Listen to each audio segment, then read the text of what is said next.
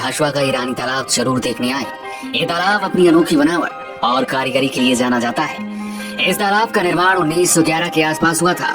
इसके निर्माण में तकरीबन 1.5 वर्ष का समय लगा था। इसकी बनावट ऐसी है जो आपको अपनी ओर आकर्षित जरूर करेगी।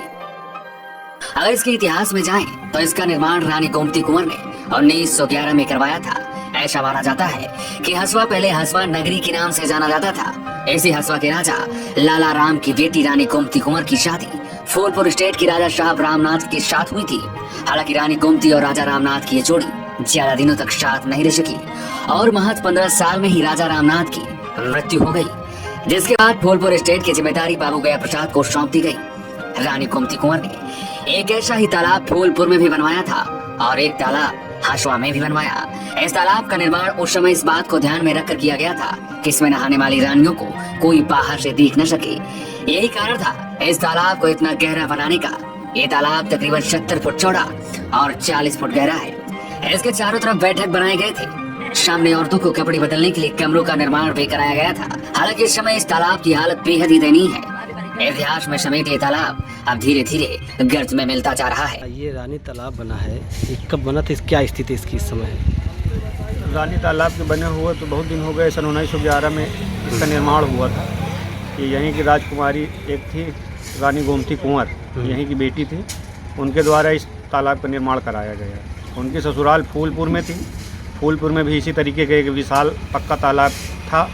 तो उन्होंने इसको देखा तो कहा कि जब ये इस तरीके का तालाब है तो इसी तरीके का एक तालाब हम अपने गांव में बनवाएंगे। तो उस समय की ज़रूरतों के हिसाब से भाई तालाब वगैरह को लोग निर्माण कराते थे, जिससे बाहर के आने वाले जो राहगीर हैं उनके रुकने की व्यवस्था थी। और जो तालाब का तालाब का निर्माण कराया तो उस तालाब के निर्माण में मुख्य ध्यान ये दिया गया कि आने वाले राहगीरों को दिक्कत न हो सके। पशुओं को पानी पीने के लिए आप ये मान के चलिए कि स्लोपदार घाट का निर्माण कराया गया, जिसको जो है ये कहा जाता है कि ये गौशाला वाला वो है। और उसके अलावा यात्रियों के रुकने के लिए कमरे की व्यवस्था, उनके महिलाओं को नहाने के लिए महिला स्नानागार का निर्माण कराया गया। और महिला स्नानागार की प्रमुख विशेषता ये रही कि अगर महिलाएं उसके अंदर नग्न अवस्था में भी स्नान करें तो उनको बाहर से कोई व्यक्ति देख नहीं सकता था। पानी अंदर पहुंच जाता था। हाँ, पानी अंदर तक रहता था। जालीदार बना हुआ। हाँ, वहीं अंदर कपड़े फैलाने की व्यवस्था थी, कपड़े सुखाने की व्यवस्था थी। मतलब पूरी तरीके से फुल सिक्योर्ड तालाब का निर्माण कराया। जिले में और कोई इस तरह के तालाब बने हुए? जिले में इस तरीके का कोई तालाब जल्दी से देखने को अभी आपको नहीं मिलेगा। इसको देखने के लिए बहुत दूर दूर से लोग आते हैं।